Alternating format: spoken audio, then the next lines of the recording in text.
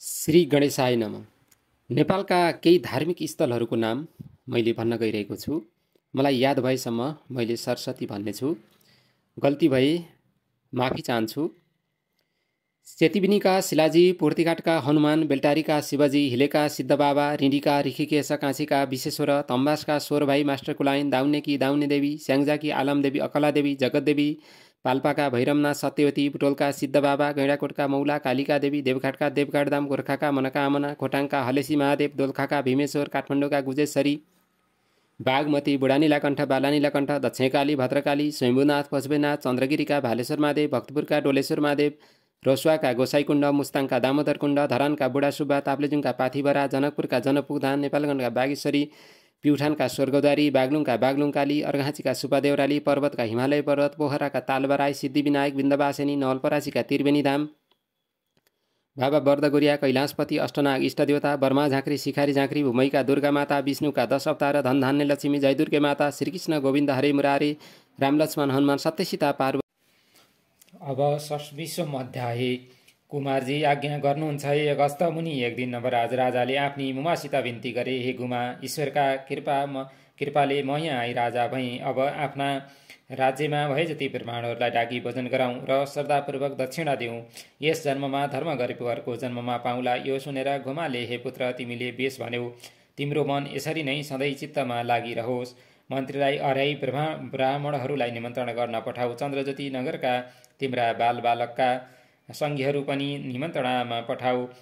तिम्री स्त्री चन्द्रावती माइत चलिन पठाऊ भनिन्। आमाले भनेको सुनि नवराजले हवस भनी मन्त्रीलाई डाकी, हे मन्त्री, हाम्रा राज्यमा भए जति ब्राह्मण सबैलाई भोजन गराउनु पर्यो। सामग्री तयार गर ब्राह्मणहरूलाई निमन्त्रणा गर्न पठाऊ। चन्द्रज्योति नगरमा मेरा सङ्घीहरू छन्, तिनीहरूलाई पनि निम्ता पठाऊ। बरुणपुरमा अग्निस्वामी नाउँका ब्राह्मण छन्, तिनकी पुत्री चन्द्रावती मेरी ब्राह्मणी हुन्, उनलाई पनि लिन पठाऊ। मेरा सासू ससुरालाई तपाईँका ज्वाइँ लवणे देशका राजा भए आजका 4 दिनमा यहाँ आइपुग्नु भनेर खबर पठाऊ भनी आज्ञा दिए।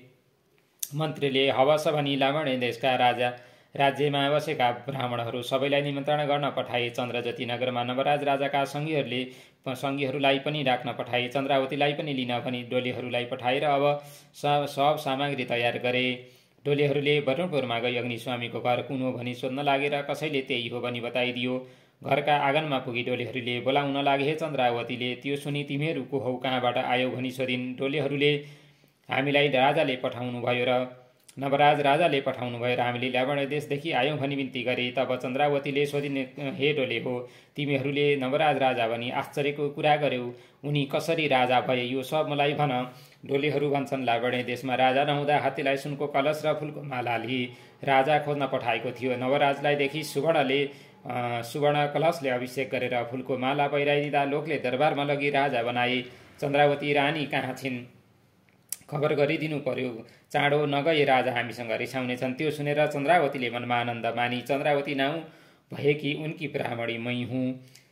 तब डोलेहरूले प्रणाम गरी, हे महारानी, चाँडो जाउँ, विलम्ब नगर्नुहोस्। तपाईँका बाबा महातारीलाई पनि आजका 4 दिनमा आइपुग्नु भनी निम्ता पठाउनु भएको छ। हामीले चिनेका छैनौँ, तपाईँले नै भन्नु पर्यो भनी बिन्ती गरे।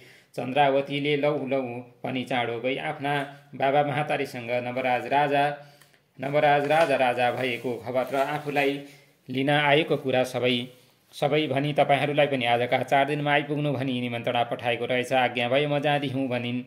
त्यो सुनेर अग्निस्वामी धेरै खुसी भई, धन्य मेरा ज्वाइँ नवराज, मेरी छोरी पनि अब रानी भई भनी थरीका गहना कपडा पहिराई। हे पुत्री, तैँले जन्म लिएको सफल भयो, विलम्ब गर्नु छैन, अब साइद गर भनी बिदा दिए। चन्द्रावती रानीले अवश्य भनी डोलेहरूलाई खाना पिउन दिई बाबा महातारीलाई प्रणाम गरी आफ्ना छिमेकी साथीसित पनि बिदा भई म्यानमा चढी लावण्य देशतिर गइन्। चन्द्रावतीका सङ्गीहरूले पनि, हेर अरे, यो चन्द्रावती आफ्नो पति परदेश गएको बेलामा दुःखमा परेकी सासूलाई एक्लै छोडी माइत बसेकी थिए तापनि अहिले रानी हुन पाई भनी कुरा गरे। चन्द्रावती त्यहाँबाट गई ठुलो वनमा पुगिन्। कस्तो वन भने कहीँ मृग इत्यादि वन्यजन्तु आदि आफ्ना जोडी साथ शीतल ठाउँमा बसिरहेका थिए। यहीँ राजहाँस आदि पक्षीहरू पोखरीमा खेलिरहेका थिए। कहीँ गुराँस पलास आदिका रुखहरू फलफुल लदावदी भई लटरम्म फरेका भमरा माहुरी आदि भुनभुन गरिरहेका। यस्तो वनमा पुग्दा टाढैबाट कुनै अप्सराले श्री स्वस्थानी परमेश्वरीको व्रत गरिराखेको तिनीहरूले देखे अनि डोलेहरूले हे महारानी हामीलाई भोक लाग्यो, हामी पर केही पाए खाइ आउनेछौँ, तपाईँ एकछिन यहीँ बस्नुहोस् भनी म्यानमा भुइँमा राखी चन्द्रावतीलाई एक्लै छाडी त्यहाँ को रहेछ के रहेछ भनी हेर्न गए। अप्सराका नगिचमा पुगी तिमीहरू को हौ, कहाँबाट आयौ, कुन देवताले व्रत लिई तिमीले पूजा गर्यौ भनी सोधे। अप्सराहरूले हे मनुष्य हो, हामी स्वर्गका अप्सराहरू हौँ, श्री स्वस्थानी परमेश्वरीको पूजा गर्छौँ भनी बताए। त्यो सुनेर यो पूजा हामीले पनि गर्न हुन्छ कि भनी डोलेहरूले सोधे। अप्सराहरूले हुन्छ भन्दा तिनीहरूले मनमा हर्ष मानी हामीसित सामग्री छैन, तपाईँहरूका साथमा हामीलाई पनि पूजा गर्न दिनुहोस् भनेर अप्सराहरूले पनि आफ्ना साथमा पूजा गराए। तिनले अर्काको भारी बोकी ज्याला लिइराखेको दर्बे भेटी चढाए। व्रत बसिसकेपछि अप्सराहरूले हे मनुष्य हो, जो मनुष्य श्री स्वस्थानी परमेश्वरीको व्रत सुन्ला, कथा सुन्ला, सुनाउला अथवा तिनको महिमाको पुस्तक घरमा राख्ला, त्यसको सब पाप दुःख दरिद्र शोक र सन्तापको नाश हुँदै जाला। अन्त्यकालमा दिव्य देह अर्थात् देवताको शरीरले कैलाशमा बस्न पाउला। बाटो लागेका तिमीहरूले ठुलो श्रद्धा गरी यो व्रत गर्यौ, धन्य रहेछौ, श्री स्वस्थानी परमेश्वरीको सधैँ तिमीहरूमा हृदयमा रहनु।